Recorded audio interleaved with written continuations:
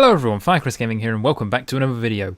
And actually welcome to my personal F1 2016 review. Now, I'm just going to put this out here now. If you're looking for a professionally done review, scripted, plenty of hours put into editing, or just anything like that, you're not expecting you're not getting that from me, I'm afraid. I'm just putting it bluntly as it is. That's not coming. But what you do have is someone who has played the F1 games through from 2009 to 2015. I've played all of the games, so I definitely have the experience to tell you what I think about this. So I am going to start with clearly the most important thing about F1 games: crashing.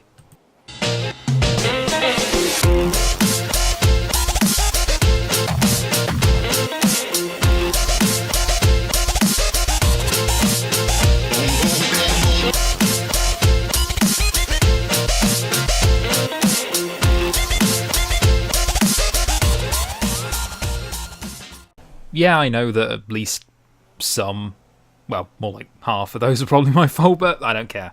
Now that crashing's over, actual things. Handling, that's probably one of the most important things when it comes to racing games, full stop. Well, is basically, I've had a big question mark about this since I started. The way to describe this handling, the rear is a lot more loose. Well, it's harder to get traction on this game. The front end feels heavier, and generally the cars just don't feel as agile as they do in 2015, which almost I think takes away a bit from the fun factor, which you got from 2015 as much as a terrible game as that was. But this, I will agree, is a much more refined handling model, and it much more reflects an actual Formula 1 car than 2015 did.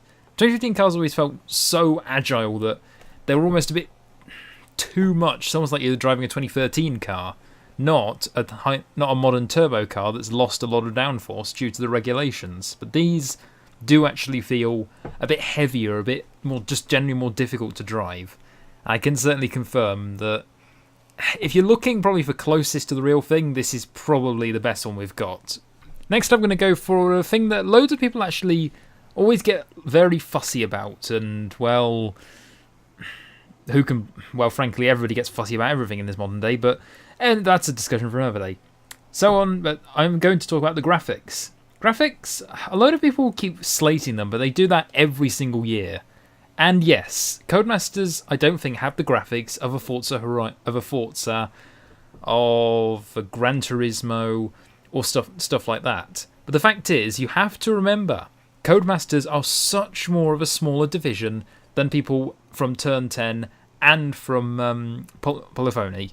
Both of them, I'm not sure if I've even said that right, but both are much bigger divisions than Codemasters. All of them, Polyphony, they have enough to run a race car. Codemasters are, well, I guess the best they have is, I don't know what they have, because sadly they haven't been able to get their name out. But think about it, Forza, you see them at sponsors at Le Mans, 24 hours, big racing event. Probably, I'm probably going to get slated for this, but probably one of the best known endurance races in the world.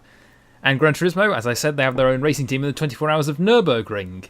Another one of the most well-known endurance races, those two, just in particular. But back to the point. The graphics for this case are actually pretty well refined.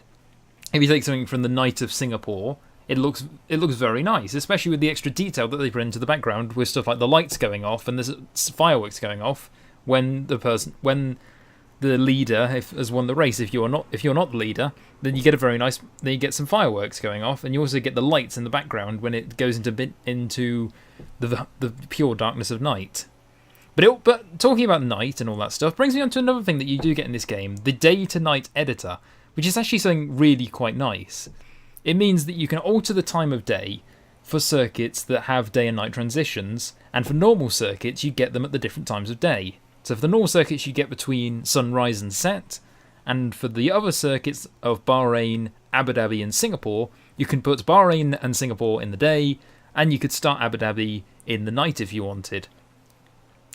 And these give some very nice effects to the graphics. Really, definitely puts them on their peak. the nighttime with the lights, obviously, it just gives them a lot more of an effect. And at the sunset, it's always a very nice feature.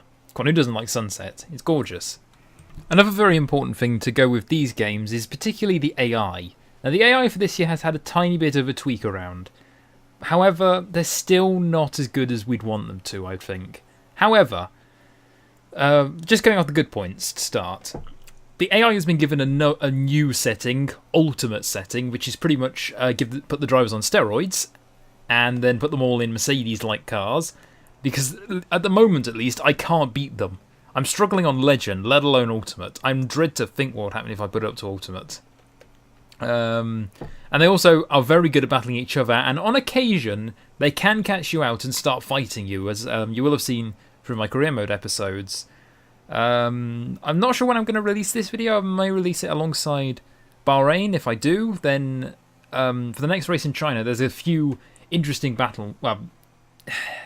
there's a few moments where the AI do like to put up a fight.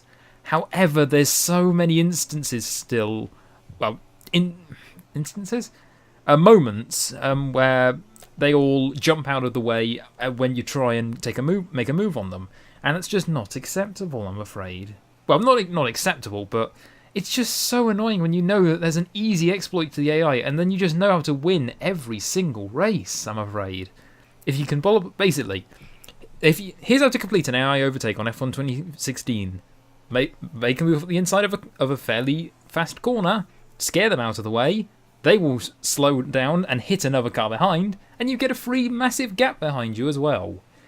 Which just really isn't what people want. We don't want AI that are exploitable. We don't want this. It's certainly not everyone's cup of tea, the AI, but they do have instances where they are getting a bit better. So I'd say if AI is the one thing that you'd be looking for in this game, then maybe hold on to your cash until 2017. But moving on as well, earlier I talked about the crashes, and you saw recently how some of the crashes were very easy to take off the wheels and the front wing. And that's because there is now a new setting for simulation damage, and simulation damage is basically as it says. It's as it says on the tin. It's simulation damage, pretty much. You can tap a wall, and off comes your wheel or front wing. It comes off very easily from the smallest of taps. So it is a setting for people who are either more careful or want to try and make themselves more careful as drivers. It was just kind of as spatial awareness wise.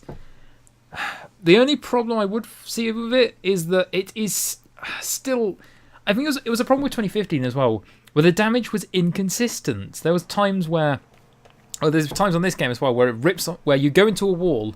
Essentially, no, you would tap a wall, tiniest bit, and normally a car would normally just scrape off it. In this game, and then you can do it again on the next lap, and boom, your tyre's gone, and you're out of the race. It's so annoying when that just happens over and over and over again. And really, the simulation damage does work a lot of the time, but there are instances where it does tend to mess up. And also a new massive thing that was brought in for this year was the more influence on practice and R&D, which I mentioned shortly in the first career mode episodes which one was my favourite, which one was least favourite. It was qualifying pace, track acclimatization, and then tyre management. I believe I said in that video, I like to change that order around. Track acclimatization, qualifying pace, tyre management. The track acclimatization is now just easy. It is ridiculously easy if you are a returning person who knows, or even if you just know the circuit, you just know what to do, to be honest. It is a piece of cake. The qualifying pace one I dropped because the target times that we're getting were ridiculous, and how the time just completely... You'll be going out of a corner, you will not change what you were doing, and going round the corner, you're gaining time, and then the second you come out of the corner, you've lost no speed, you've done it perfectly, and you lose time. And at least I noticed that in the career mode. I know I'm doing mana, but still, it just... You need to have some kind of leeway where you can't just take people's time away from them. That's really not fair. But regardless, and the time management one I just don't like because it requires you to be as gentle as possible. And while that kind of may sound easy to some people, it's not easy if you have a more aggressive or just generally you don't want to have to drive around saving tyres. Because if it's a tyre wear test, then you're always having to manage. You want to see how much your tyres wear out. So they're doing that by trying to reduce the tyre wear. I don't get it, to be honest, and it's just a really annoying test to do. And so, realistically, this game, as an overall, the game is refined in other areas. It's brought back the career mode. Thank God. We have our own custom avatars, custom numbers, and helmets, which it was apparently a bit of a headache last year for the FOM, the Formula 1 management, who basically control the licenses for these games. Apparently it was a bit of a headache for them in 2015, which is why Cody's couldn't do it. But for this year, they softened up and they have allowed us to do it for this game, which is fantastic news, because it does seem to be the FOM are starting to lighten up and start to understand that to make a better game, you need to unrestrict with some of the things you were doing, because they were being really, really strict. And they needed to stop, which luckily it seems though they have. And yeah, so now all that stuff's back. The fact that you can take the manor to the top, which hopefully I will be able to demonstrate soon enough, then yeah, it's certainly more of a complete game than 2015. But is it a better game as such? Kind of like, if you just think of the meaning of a game, it's supposed to be entertaining, it's supposed to be fun. And I don't know if 2016 is that. It's a fantastic game. It's kind of like the Porsche 918 in a way for me. Because kind of like, I respect that car so much. That is a fantastic car. It is ridiculously quick, it sounds nice, it looks alright. But it's just nothing that makes you think. There's just nothing that's kind of, it puts well, at least for me, puts a massive smile on my face like a LaFerrari or P1. That is 2016 to 2015 for me. But I cannot deny that it's a much better game, and it's more complete, and pretty much in any way, it's, apart from fun factor, it is much better than 2015, so I can at least give it a 7.5 out of 10, I'm going to say, for a rating. So there's definitely still some room for improvement, where they definitely need to, like AI, damage consistencies, and the penalties are still a little bit stupid, I'm afraid, Cody's. The penalty system has always been a sore thumb for you, and it still is. So yeah, thank you all very much for watching. I'm pretty sure I've just rambled on for however long this video is, but yeah, thank you all very much for watching, and I will see you in the next career mode episode then. I'll see you then, guys. Goodbye.